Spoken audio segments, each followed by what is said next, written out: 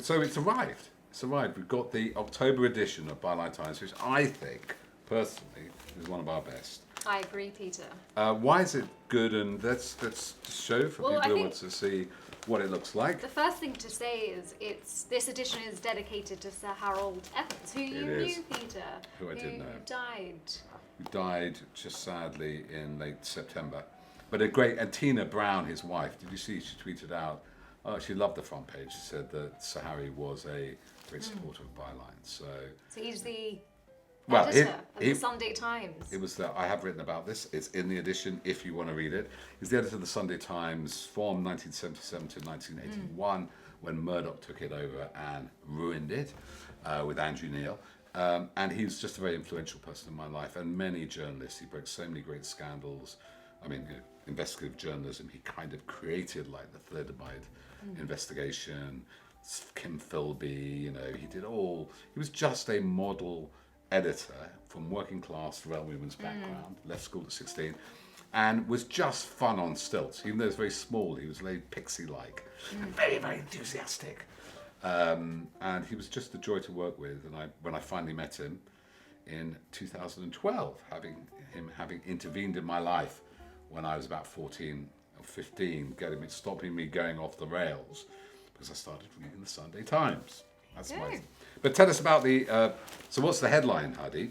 Well, the headline is Plots, Scams and Pseudo-Populism, which reflects the sort of the main theme of the paper, which is this notion of the scamdemics and the rise of QAnon and conspiracy theories. That's a major theme.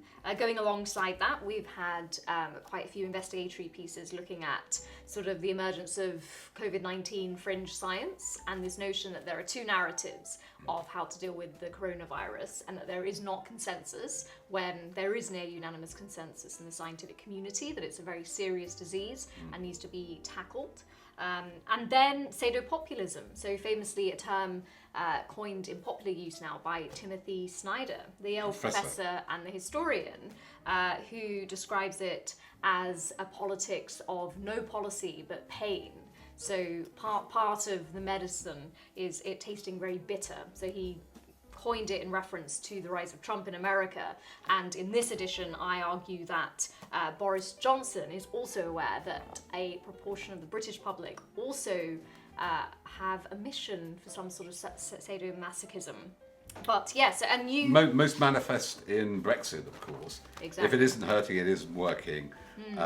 Yes, we're going to lose in the economy, and that makes it more worth it. The more the pain, the more the whole thing is worth it. But you're going to praise me on my headline choice, weren't you? Well, it's a reference, isn't it? It's a reference. To a film. Somebody got it today, and they win a prize on Twitter.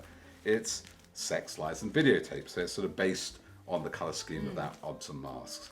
And we spent a lot of time thinking of that front page. And somebody said today rather sweetly on Twitter, they could always tell Byline Times even without the masthead because of the kind of unusual design choices. Yeah. There's another thing, this is more Hardeep's area of expertise, and we have great writers, are these two black and white pictures at the bottom. What do they say, Hardeep? The Imperial Men and the Woman with the Afro. So there you have Winston Churchill and the woman with the afro, who we tracked down from the 1980s demo.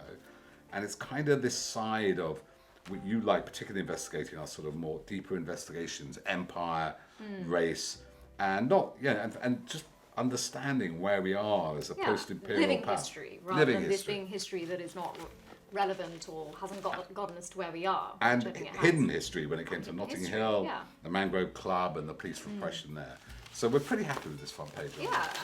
And what would you say? I mean, the first. Oh, I love this. The major theme is QAnon, isn't it? And the rise of QAnon, not only obviously in America, but also in the UK, Peter. Yeah, we have this great kind graph. of a catch-all conspiracy theory it's become. Well, we're going to do more on this, aren't we? Because yeah. in a way, QAnon is not a politics, it's a religion. Yeah. It explains everything. Yeah, it's a type of faith. The Great Reset, Bill Gates and George Soros putting chips in us, 5G reprogramming us, Big Pharma working with George Soros to turn us all into sheeple. It's apocalyptic theory. It's religion. It's like the Great Rapture. Well, we've talked about this notion of the aestheticism of politics, and the need for narratives and stories and a great sort of reset and a great narrative about goodies good and bad versus is. evil. So Good and evil is it's Lord of the Rings. There's the Nazgul and there's Saruman and Sauron and we're the hobbits. You know, in an age which religion has declined, in a country like Britain is very secular and declining in the US, and where the great myths of communism, progress or liberal progress, they've kind of collapsed. People still love these narratives. Unfortunately, they get their information from Facebook, which until recently shared, fake stories were 6 times more likely to be shared. And the more crazy the story about George Soros and Bill Gates chipping you, the more likely, and you have friends, you know people who come to you, hairdressers will go to me, well, you do know a paedophile ring is running the US, and it's kind of sexy and exciting and utter bunkum. But it is very powerful, and the thing about QAnon is that there's no leader. It's a kind of self-motivated. It's people who feel empowered that they are doing the research and finding out what's really going on. It is interesting. I mean, this is quite an interesting article by CJ where he quotes academics who make comparisons between QAnon and the rise of the Nazis. Yes. And the reason on page 4 I was very keen to put some photographs of that era in Germany and a girl from the League of German Girls. It wasn't, it's actually not for dramatic purposes as such, but it was it's a dramatic picture. Well, but drawing people's attention to these sorts of, QAnon might seem a fringe thing, completely harmless, although it's growing. But these things which have become very dark forces in history, they always started that way. And I think it's just to again bring that to light. For people. But we also on the Facebook page have Robbie Williams and his conspiracy theories about Pizzagate, which is this, like they were supposed to be trafficking children out of a misinterpretation of these emails. Yeah, people forget that Nazism in the 30s didn't go, yes, it was all about the death camps. It was quite a cultish, mythic thing, lots of celebrations, lots of nature, lots of parades, semi-naked people. It was a death cult. But people didn't know where it was heading, like Jonestown. And it's very much about one's lifestyle and sort of. And a quasi-religious feeling. That's what it is. Now, what else do we have? Well, we go on the red pages. We go to the slightly different, all the myths and disinformation about COVID-19. A lot of the stuff about herd immunity is coming back again. A lot of these fringe scientists are getting a lot of airtime, getting to meet Boris Johnson. We now know he went to see these fringe scientists, Hennigan and Gupta and Sikora, I think, or at least went to meet him. They are a tiny minority of scientists saying possibly herd immunity, no lockdown needed. And we now know Sage was saying we needed not lockdown in late September. He visited them and he went this half-hearted route. Bit of Cambridge Analytica. And then, so what does blue mixed with red do? Purple, Peter. Purple. I argued for this. Nobody got this. They were changing the colour, so our pseudo-populism page is purple.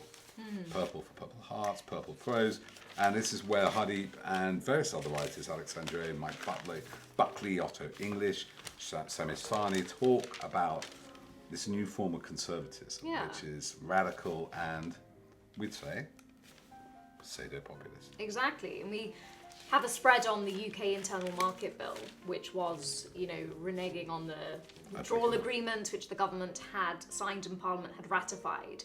And this notion of self-harm, which I think is really quite interesting. So Boris Johnson last month stood up in Parliament and when he was asked by the Labour MP Ben Bradshaw why countries such as Germany, where life has more or less returned to normal, why their rates of COVID are quite low. And, he asked, is that because they've got good test and trace, good local public health systems in place? And Johnson said, well, no, I don't think that's correct. I think in this country, people really love freedom.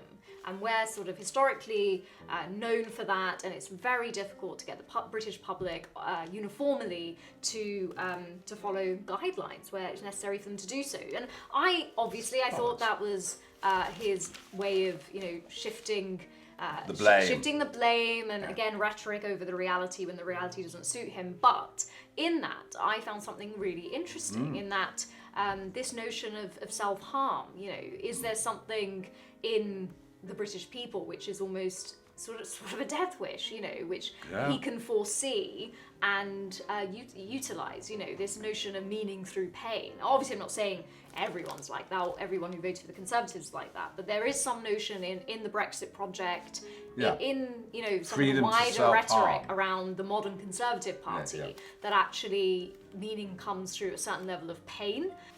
And then we have our foreign affairs, which is really good stuff. Yeah, And particularly concerning story on Tibetans, actually, in a ghastly parallel to what's happening with the Uyghur Muslim minority Yeah, in China. Report that 500,000 Tibetans are now also being put into these labour camps, again, trying, you know, I guess military style sort of detention camps, getting rid of their religious beliefs, all of that sort of thing. Well, we've followed that a lot, haven't we? Which Because we've followed a lot CJ in terms of Wellman, China we've broken and a lot of Uyghurs, stories but on the Uyghurs. sort of happening. you can join the dots more globally, I think. And so, Hardeep, the Shah Noor story, Shah Noor's favourite reporter works Mm-hmm. for us a lot. This is part of our sort of culture wars investigations, isn't it? Yeah, I mean, she's looking at how, under the guise of a kind of family values narratives, certain kind of right-wing groups are sort of forming a campaign to attack minority communities and their rights, not only women, but people in the LGBT community as well. It's quite a lot of detail about various groups. So what's the great thing about having a printed newspaper, Hardeep? You worked in newspapers for a Mm-hmm. long time, before I did. What's the great thing about that? I think it's just this concept of having a very carefully curated set of stories and investigations in your hand. I think there's something about turning the pages and Yeah. taking one's time working through the articles. Many of our readers, I mean, we're a monthly paper, so many of them say that they carry it around all month and read it in bits because there's so much to digest. Yeah, and I think that there's still something very special about not looking at a screen and sort of, I think it's about, in a way, the level of engagement. But also, thanks to you, and partly to me, but all the people who work on it, it's not the website, is it? We scrunch things down, we only choose 25% of the stories, make it, then we re-edit them, redesign them, and then the important thing is that we create the stories, and we just Absolutely, yeah. learn, you know, this the best different thing colour. I was ever told by one of my editors when I was a local newspaper reporter was, all you got to have in mind, or the most important thing you have to have in mind as an editor is what's the story behind why you're telling these stories Yes. together.